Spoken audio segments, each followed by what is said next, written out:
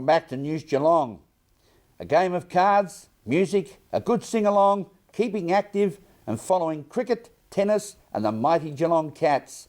They sum up the current interests of one of Geelong Football Club's oldest supporters, Linda Buchter, who celebrated her Mad Monday by turning 100 years of age, as Ian Nichols reports. Well, we've certainly covered some wonderful stories here on News Geelong, but none better than a 100th birthday, a pretty special occasion for Linda Buchter here at Wallace Lodge Nursing Home.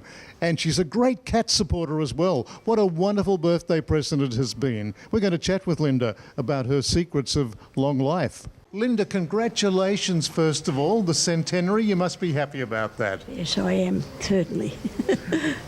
And you don't look a day over, I don't know what. You are amazing. You've got that youthful exuberance there.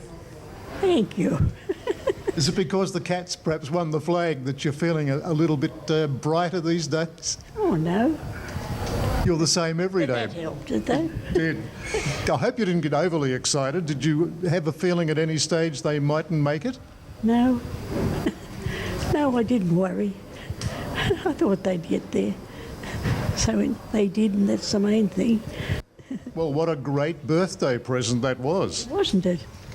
And I went to the first football match in Melbourne that Geelong won the premiership. 1925. Be a long time ago. Well, Noel, my producer, says 1925. Well, I was there, and then I was at this one. Good. Would you have remembered the fellow that won the Brownlow medal, Cargie Greaves, in 1924? Does your memory go back that far? Yes, but I can't remember anything about it, though. I can't even remember that they won, and I was there. Well, at least that man started it all. But more importantly, here you are out at the McCallum Centre, Wallace House. Yeah. You seem to be enjoying the company here. Oh, they're lovely. They're so nice to you, and the girls around about us are friendly and everything. It's a great place. I recommend it. Well, we've just had a look at your letter from the Queen, the Prime Minister and the Governor-General. Just all happen to be ladies, so you're in good company. Yes, you're right. Did you expect all that? No, I didn't know. I had a letter from the Queen once before when my husband and I were married 70 years.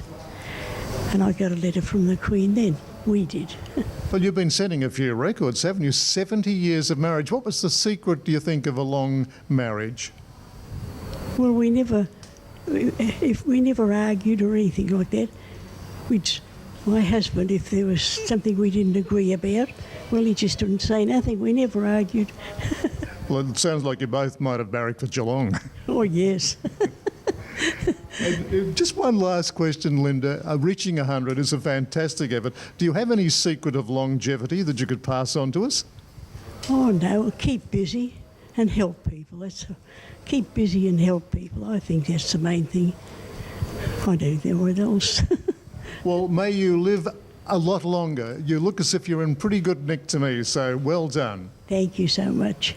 At Wallace Lodge Nursing Home, this is Ian Nichols for News Geelong. Thank you, Ian, and congratulations to Linda Buchter. World-renowned architect Jan Gehl visited Geelong this week to present an overview of the human dimension, a universal starting point for good city planning. Meryl Friend reports. Renowned Danish architect Jan Gehl was in Geelong last week to have a chat with our city leaders about rejuvenating the city centre, making it a bigger residential area and the best way to get people around. I'm not a great believer in having strong visions after 48 hours or 24 hours in the city. But of course, it's to me obvious that there is a potential in the city centre of underused or unused buildings or empty building sites. And it is a lovely north-facing waterfront location. It has got a number of cultural and educational, commercial facilities and services. And as far as I can see, it could be a very good place to have many more people living. And there would be room to do it. And and I could see this as being maybe some of it housing for elderly people who want to have a more simpler life and be closer to services and culture. It could also be, to some extent, or as a first step for some students who could get a start as a garrison. So I can really see that bringing in more people to live in the city centre, and maybe there could also be some improvements to the waterfront. I haven't studied it enough, but I think that fantastic facility should be celebrated as much as possible.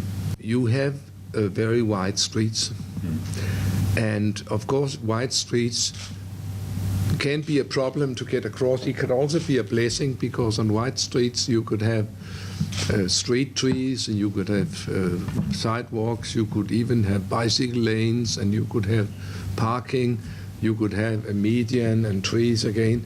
So a wide street, you have a number of things you could do to make it a very good and useful city street. And still, certainly you could maintain lanes for the cars.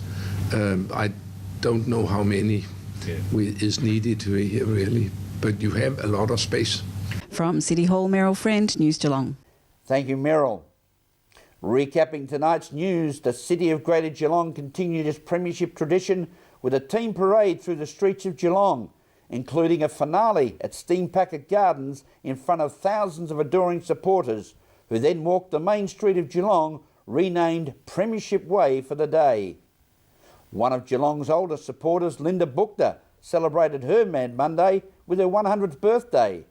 And world-renowned architect Jan Gehl spoke with Geelong leaders regarding the development and design solutions for city areas. This is News Geelong Friday edition, as we go to a break and return with sport and weather after this.